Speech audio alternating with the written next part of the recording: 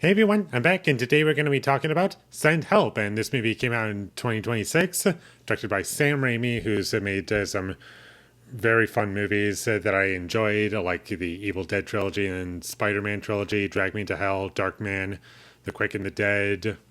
And sure, he has some movies that I have yet to see, and also a couple that I don't really care for, but this one I really enjoyed. A horror comedy that was fun for me.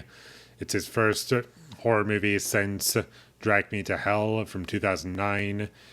I really enjoyed this movie. It's basically Sam Raimi's Castaway.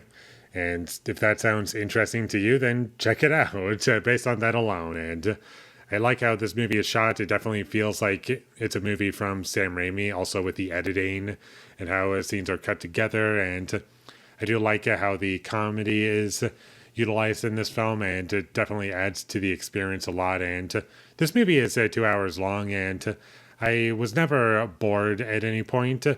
There were definitely fun moments for me, and the only aspect of the movie that it's going for conceptually is like kind of trying to be a horror movie, and I felt as though that was like the worst part of the movie is that I wasn't scared by anything, and when it was trying to be scary, not only was it kind of ineffective for me at times, but also I just felt as though it was kind of coming across as goofy and replacing that to just be wacky and silly, which is fun. I do like it that I'm able to feel certain emotions while watching it, but at the same time, kind of wished I was scared by something in this movie, like I was in Evil Dead 2. I feel as though the horror and the comedy in that movie are balanced out very well and they're effective. But in this movie, it's mostly just the humor that I'm attached to, and the performances were pretty great. I love Rachel McAdams in this movie. I thought she did a great job.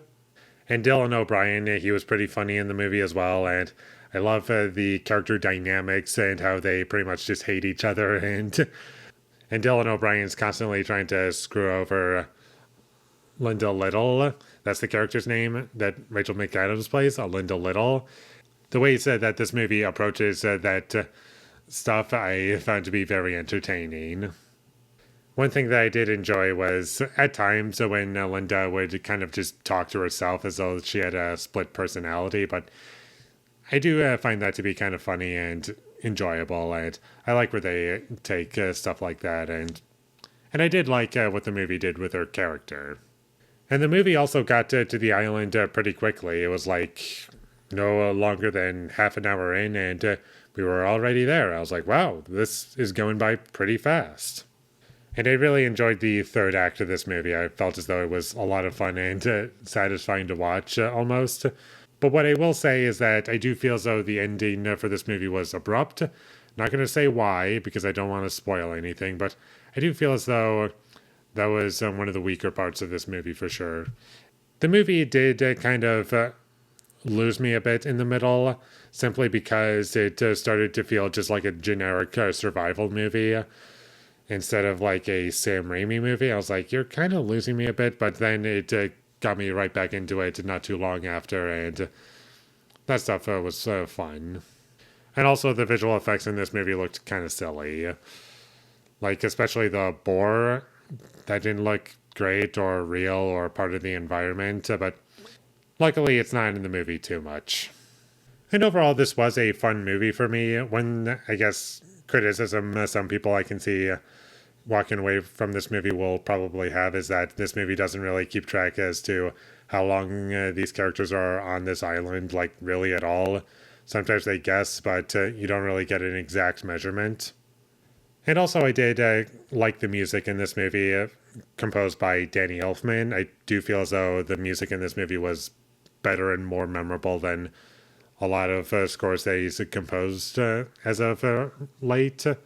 So it was a bit better, even if it was kind of overused, like the main theme, but overall it wasn't terrible in my opinion. And that's about all I have to say about Sent Help. Lots of fun, gave me what I wanted, and I left satisfied and was kind of wanting to see it again after the movie was done. So do check this movie out whenever you get the chance, and with all that being said, I'm going to give Sent Help a 7 out of 10. Thank you for watching my videos. As always, if you enjoyed this review, be sure to leave a like and comment down below your thoughts and help, and my social media links. They will all be in the description, so follow me there. And last but not least, subscribe to be a part of Foley Nation, and I'll see you when I get my next review up, and that is going to be for Rebecca from 2020. So look forward to that, but until I get that up, thank you for watching and have a great day.